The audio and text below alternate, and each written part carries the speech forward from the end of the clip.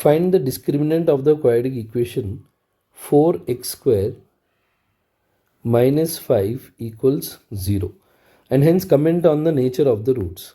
So here, see, if I'll compare with the standard equation ax square plus bx plus c equals 0, the value of a is 4 because a is the coefficient of x square,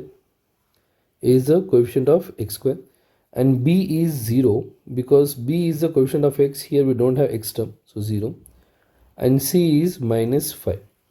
So we need to find discriminant. Here discriminant delta formula is b square minus 4ac. So b is 0 square, 4 times a, 4 into minus 5. So 0 minus into minus plus, 5 times 4 20, 20 times 4 80. So we got 80. See here, b square minus 4ac, if it is greater than 0, so real and distinct. If b square minus 4ac, if it is less than 0, not real, or you can call imaginary. If b square minus 4ac, if it is equal to 0, real and equal.